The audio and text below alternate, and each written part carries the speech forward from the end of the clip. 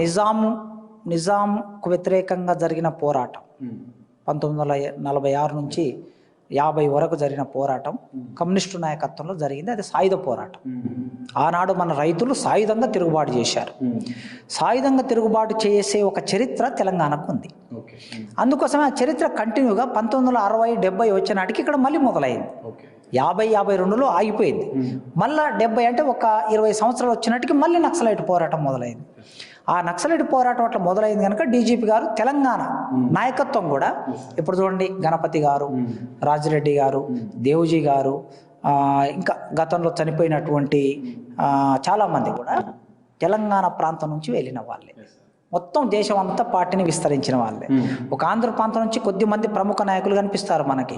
మొన్న చనిపోయిన బసవరాజు గారు, తర్వాత రాజ్కుమార్ గారు, తర్వాత మొదట కొండపల్లి సీతారామయ్య గారు, తర్వాత కేజీ సత్యమూర్తి గారు, ఇట్లా కొందరు కనిపిస్తారు. కానీ తెలంగాణ నుంచి పోయిన వాళ్ళు సెంట్రల్ కమిటీలో 12 మంది ఉండేవాళ్ళు కనుక తెలంగాణ ప్రముఖం అనుకుంటారు. మరి ఇప్పుడు తెలంగాణలో ఉన్న వాళ్ళందరూ చనిపోవటమో లేదా బయటికి రావటమో జరిగింది కనుక వారు ఆ కామెంట్ చేసి ఉంటారు.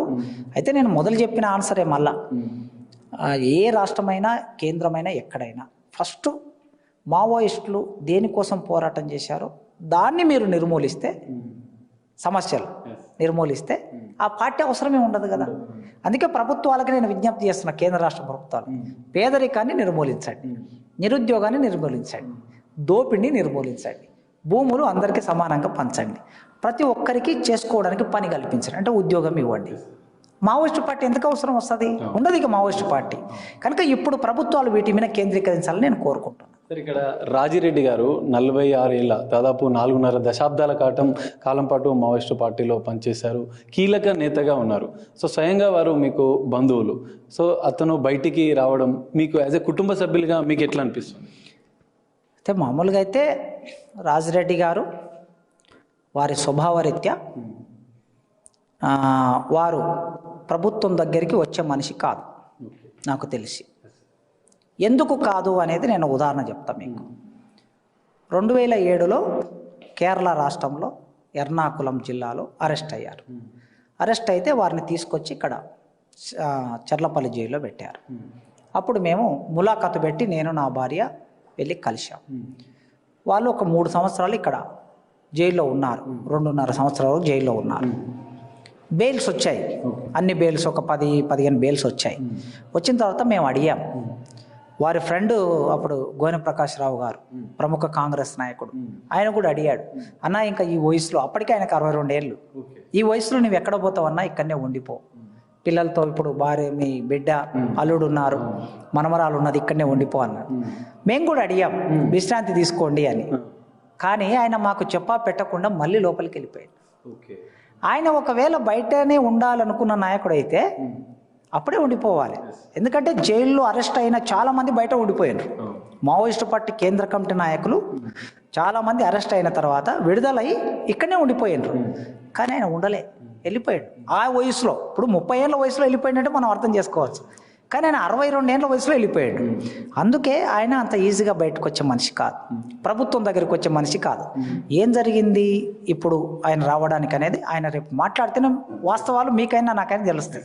ఇప్పుడు ఆయన బయటకు వచ్చాడు, మొన్న ప్రకటించినప్పుడు కూడా నేను సరెండర్ అయిన విషయం చెప్పలేదు ఆయన ఎక్కడ కూడా. ప్రభుత్వం చెప్పింది, ఆయన ఏం మాట్లాడలేదు. అందుకోసమే ఏం పరిమితుల్లోనే మాకు తెలియదు, రేపు ఆయన మాట్లాడితే వాస్తవాలు మనకు తెలుస్తాయి. ఎనీవే వచ్చారు, ఇప్పుడు ఉన్నారు. కుటుంబానికి నా భార్య, నా సహచరురాలు స్నేహలత 1978లో పుట్టింది. ఆయన అప్పటికే అజ్ఞాతంలో ఉన్నాడు, ఈమె పుట్టినాటికి అజ్ఞాతంలో ఉన్నాడు. ఓకే, ఆయన భార్య స్వయంగా మేనమామ కూతురు, ఆమె పేరు రత్తక్క, అంటే మా అత్తమ్మ. మా భార్య వాళ్ళ తల్లి పేరు రత్తక్క. మేన మరదలు చేసుకున్నాడు. చేసుకొని పాప పుట్టగానే నీవు కూడా లోపలికి వచ్చాయని ఆమెను కూడా లోపలికి తీసుకుపోయాను. భార్యను లోపలికి తీసుకెళ్ళిన తర్వాత ఆమె ఎన్కౌంటర్లో 1998లో ఎన్కౌంటర్లో చనిపోయింది. అంటే నా సహచరికి స్నేహలతకి తల్లి తండ్రి ఆప్యాయత ప్రేమ దక్కలే. ఇప్పుడు నా భార్య 78 అంటే ఇప్పుడు 48 ఏళ్ళ వరకు వచ్చింది. ఇంత ఏజీలో తల్లి తండ్రి ఆప్యాయత లేకుండా ఉన్నటువంటి బిడ్డ ఆమె. అఫ్కోర్స్ చాలామంది బయట తల్లిదండ్రులు లేని అనాథలు కూడా చాలామంది ఉంటారు. అనాథలు కనుక వాళ్ళు మేము అనాథలు అనుకుంటాం. కానీ ఉండి కూడా ఈమె వాళ్ళ ప్రేమను పొందలేకపోయింది, తల్లిపాలు తాగలేకపోయింది. కొన్నాళ్ళు వాళ్ళ చిన్నాన్న దగ్గర, కొన్నాళ్ళు వాళ్ళ మేనమామల దగ్గర, కొన్నాళ్ళు నెల్లూరులో మిత్రుల దగ్గర, గుంటూరులో మిత్రుల దగ్గర, హైదరాబాద్లో ఎక్కడెక్కడో. అసలు మనకి ఎవరికి అట్లాంటి లైఫ్ రాకూడదు. అట్లా ఉండి ఎంత 5 ఏళ్ళ వయసులో 10 ఏళ్ళ వయసులో తెలిసిన వాళ్ళ దగ్గర పెడితే అక్కడ చదువుకుంటూ అట్లా పెరుగుతూ హైదరాబాద్కి వచ్చింది. కనుక ఈరోజు వారు బయటకు వచ్చారు, వారి బిడ్డ దగ్గరికి వస్తారు. ఎట్లా ఫీల్ అవుతుంది సార్? మేడం ఎట్లా ఫీల్ అవుతుంది? మీ సతీమణి ఎట్లా ఫీల్ అవుతుంది? కానీ ఒక 10 సంవత్సరాలుగా ముఖ్యంగా 5 సంవత్సరాలుగా తీవ్రమైనటువంటి మనోవేదన.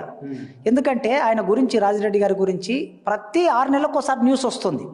ఒకసారి చనిపోయిండని న్యూస్ వచ్చింది, ఒకసారి పట్టుబడని న్యూస్ వచ్చింది, ఒకసారి అరెస్ట్ అయ్యాడని న్యూస్ వచ్చింది, ఒకసారి బయటకు వచ్చాడని న్యూస్ వచ్చింది. విపరీతంగా ఆయన చుట్టూ వార్తలు వచ్చినప్పుడల్లా పాపం ఆయన భయపడుతూ ఉండేది. ఎక్కడైనా ఎన్కౌంటర్ జరిగితే ఆ ఎన్కౌంటర్లో రాజిరెడ్డి ఉన్నాడని చెప్పి న్యూస్ వస్తూ ఉండేది. అట్లా ఎంత నరకం అది కుటుంబ సభ్యులకి, ముఖ్యంగా బిడ్డగా ఆమెకి అదొక నరకం. అంటే నిద్రలేని రాత్రులు అనుభవించింది ఆమె. మధ్యలోనే మా అర్ధరాత్రి లేచి కూర్చునేది. ఈరోజు ఎన్కౌంటర్ అయిందంటే ఈ ఎన్కౌంటర్లో ఎవరున్నారో, మా నాన్న ఉన్నాడేమో లేచి కూర్చునేది. అంటే అట్లాంటి ఒక నరకం అనుభవించింది ఒక 5 ఏళ్ళుగా విపరీతంగా. కనుక ఈ స్థితిలో తండ్రి 75 ఏళ్ళ వయసున్నా కూడా నా తండ్రి నా కళ్ళ ముందు ఉన్నాడు అని చూసుకునే ఒక సంతోషం ఏ బిడ్డకైనా. కనుక అలాంటి ఒక సంతోషం ఆమెలో మేము చూసాం. మేమందరం సంతోషంగా ఆయన ఈ ఏజ్లో వచ్చాడు, ప్రశాంతంగా ఈ ఏజ్లో ఉండాలని మేము కోరుకుంటున్నాం. మీరు వివాహం చేసుకోవడం, మీ వివాహం విషయం రాజిరెడ్డి గారికి తెలుసా? ఆయన హ్యాపీగా ఫీల్ అయ్యారా? అయితే మేము పెళ్లి చేసుకున్న విషయము ఆయనకు తెలియదు. ఎందుకంటే వారు అజ్ఞాతంలో ఉన్నారు కనుక. మేము ఇక్కడ తెలంగాణ స్టూడెంట్ ఫ్రంట్లో పనిచేసేవాళ్ళం. మేమిద్దరం తెలంగాణ ఉద్యమం కోసం పూర్తి కాలం కార్యకర్తలుగా పనిచేసాం. ఆమె రాష్ట్ర కన్వీనర్గా పనిచేసింది, నేను రాష్ట్ర కన్వీనర్గా పనిచేశాను. సుదీర్ఘకాలం దాదాపు ఒక 15 సంవత్సరాలు తెలంగాణ కోసమే పనిచేశాం మేము. కనుక ఆ క్రమంలో ఆమె లా కాలేజ్ స్టూడెంట్గా ఇక్కడికి వచ్చింది, నేను ఇక్కడ తెలుగు డిపార్ట్మెంట్ స్టూడెంట్గా నేను ఇక్కడ ఉన్నాను. ఉన్న కాలంలో మేమిద్దరం ఒకే సంఘంలో పనిచేస్తున్నాం కనుక ఇష్టపడి పెళ్లి చేసుకున్నాం. మేము ఇష్టపడి పెళ్లి చేసుకున్న విషయం ఆయనకి తర్వాత ఏమైనా పత్రికలలో అక్కడిక్కడ వస్తే చూసి ఉండవచ్చు. కానీ మేము పెళ్లి చేసుకున్న ఆ రోజు ఆ కాలంలో ఆయనకి తెలియదు. ఇక ఆ తర్వాత ఆయన అరెస్ట్ అయినప్పుడు మేమిద్దరం వెళ్ళి కలిసాం కనుక అట్లా మా పెళ్లి జరిగిన విషయం సంతోషపడ్డాడు ఆయన. ఎందుకంటే ఒకే ఆలోచన విధానం కలిగిన వాళ్ళు పెళ్లి చేసుకోవటం అనేది అర్థం చేసుకోవడానికి ఎక్కువ అవకాశం ఉంటుంది. చూసి చేసే సంబంధాల్లో కొన్ని ఒకరి అభిప్రాయాలు ఒకరికి తెలియకపోవచ్చు కదా. నా అభిప్రాయాలు ఆమెకు తెలుసు, ఆమె అభిప్రాయాలు నాకు తెలుసు కనుక ఇద్దరం ఇష్టపడి పెళ్లి చేసుకున్నాం. పెళ్లి చేసుకున్న తర్వాత వాళ్ళు జైల్లో కలిసినప్పుడు చాలా సంతోషపడ్డాడు.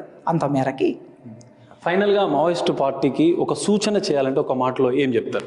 మావోయిస్టు పార్టీకి ఏం చెప్తానంటే, ఇవాళ ఉన్న సామాజిక పరిస్థితులు, ఆర్థిక పరిస్థితులు, రాజకీయ పరిస్థితులు మీకు అర్థం కానివి కావు. అందరికన్నా ఎక్కువగా మీకే అర్థమవుతాయి. ఎందుకంటే నిస్వార్థంగా మీరు ప్రజల కోసం పనిచేసే వాళ్ళు కనుక ఈనాడు ఉన్న సమాజానికి తగినటువంటి పోరాట రూపాలు ఏముండాలి అనేది మీరు వెంటనే దానికి సంబంధించి నిర్ణయం తీసుకొని ఆ పోరాట రూపాలకు తగినటువంటి పద్ధతుల్లో మీరు పనిచేస్తే ఈ సమాజం బాగుపడుతుంది. ఎందుకంటే సమాజం కోరుకుంటుంది కనుక. అట్లాంటి నిస్వార్థపర జీవులు ఇప్పుడు లేరు కదా. ప్రాణం అన్నిటికన్నా అతి ముఖ్యమైనది అందరికీ ప్రాణమే కదా. మీకైనా నాకైనా ఓ 10 కోట్లు ఇస్తా, నీ ప్రాణాన్ని ఇస్తావంటే ఇస్తామా? మనం ఇవ్వం కదా. అంటే అంత ప్రాణం ముఖ్యమైన దాన్ని తృణప్రాయంగా వదిలేస్తున్నారు వాళ్ళు. అంత త్యాగధనులు ఈ సమాజాన్ని అర్థం చేసుకొని వాళ్ళు బతకాలి, వాళ్ళు జీవించాలి. ప్రభుత్వం కూడా ఆలోచించాలి. పిలవండి వాళ్ళని పిలిచి మాట్లాడండి. మీకు దొరికితే చంపకండి. ఎందుకంటే పోలీసులకి ఖచ్చితంగా దొరుకుతారు వాళ్ళు ఎక్కడైనా సరే. అడవిలోకి పోయినా సరే వీళ్ళు ఒక 1000 మంది 2000 మంది పోలీసులు పోతే వాళ్ళు ఒక 20 మందో 30 మందో 100 మందో ఉంటారు. మీరు మామూలుగా వాళ్ళకి కాళ్ళకో ఇక్కడో అక్కడో కాల్పులు జరిపేసి దొరికిన మనిషిని తీసుకొచ్చి మీరు జైల్లో పెట్టండి చట్టం ప్రకారం వాళ్ళతోన. కానీ మనిషిని, అంత విలువైన మనిషిని చంపొద్దని నేను వేడుకుంటున్నా, కేంద్ర ప్రభుత్వాన్ని కోరుకుంటున్నా. ఎవరు ఈ దేశ ప్రధానమంత్రి మోడీ గారు, హోంమంత్రి అమిత్ షా గారు మిమ్మల్ని ఒక ప్రొఫెసర్గా, ఒక బిడ్డగా, అట్టడుగు వర్గంలో పుట్టిన ఒక దళిత బిడ్డగా మిమ్మల్ని కోరుకుంటున్నా. ఈ దేశ పౌరుడిగా మీరేంటంటే శాంతి, సహనం, అహింస అనే భావాలు చెప్తున్నారు. హిందూ మతంలో ఉన్నటువంటి శాంతి, సహనం, అహింస లాంటి భావాలు ఏవైతే ఉన్నాయో మీ నమ్ముతున్న విలువల